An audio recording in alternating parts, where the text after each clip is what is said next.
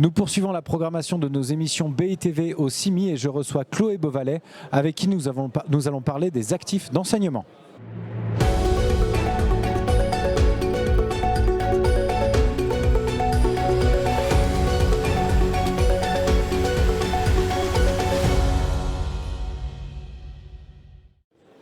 Chloé Beauvalet, bonjour. Bonjour Jean-Baptiste. Vous êtes directrice générale adjointe de Cogedim. Cogedim qui a récemment livré le campus de l'école EM Lyon.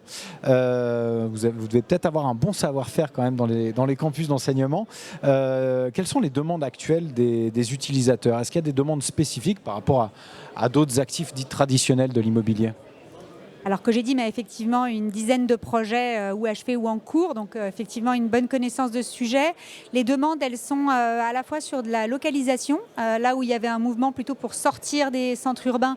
Aujourd'hui, on revient en centre-ville sur l'immobilier d'enseignement. Un besoin de transport sur lequel il y a un focus beaucoup plus important sur l'accessibilité. Ça a toujours été le cas, mais aujourd'hui, ce n'est pas une accessibilité voiture, c'est une accessibilité transport en commun et mobilité douce, très clairement. Et puis des demandes vraiment d'ergonomie du logement au sens logement de où est-ce qu'on va habiter en termes d'enseignants et d'apprenants. Donc aussi bien pour le corpus des enseignants et des chercheurs que pour les élèves eux-mêmes, de pouvoir penser l'école comme un lieu qui va être flexible pour accueillir des usages qu'on connaît, mais aussi qu'on ne connaît pas encore. On voit bien que la révolution Covid est passée par là et qu'il faut penser une flexibilité pour avoir des lieux plus grands, plus petits, plus dehors, plus dedans, plus espacés, moins espacés, plus ouverts sur l'innovation, sur l'entreprise et le monde extérieur. Donc finalement, une vraie nécessité d'agilité conçue by design sur les usages. D'accord, ça demande peut-être une conception peut-être au cas par cas avec les utilisateurs. Comment est-ce que vous le traitez chez Cogedim ? Alors on les traite bien, on les accompagne dans la durée. C'est vraiment un projet qui nécessite d'abord de les accompagner sur la recherche du foncier, puisque souvent ils ont soit déjà une école qui préexiste, mais qui n'a pas des locaux qui répondent à leur projet pédagogique. Et donc dans ces cas-là, il faut les aider à trouver un emplacement qui leur convienne. Et ensuite vraiment dans la conception, et là c'est du purement sur mesure.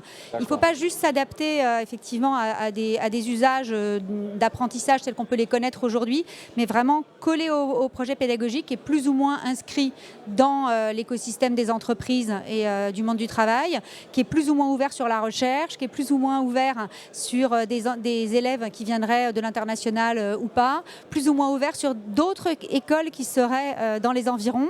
Donc finalement, il y a plein de questions qui se posent au départ, qui nécessitent ensuite de travailler dans la durée, vraiment le fonctionnement même et la façon dont on va habiter, traverser l'école en tant que telle. D'accord. On a parlé des utilisateurs, parlons un petit peu des investisseurs. Quel est leur appétit d'ailleurs d'abord pour ce type de produit et puis la question argent, quels sont les rendements de ce type d'opération? Alors les rendements sont un tout petit peu inférieurs à ceux qu'on pouvait connaître ou qu'on peut encore connaître dans l'immobilier de bureau. Pas tellement, on va dire de l'ordre de 80-85% de ce qu'est le rendement du tertiaire. Mais en revanche, il est beaucoup plus sécure. Alors il y a à la fois une question de logique plus patrimoniale parce que justement on peut se retrouver en centre-ville. Donc en termes d'emplacement, c'est plutôt très valorisant.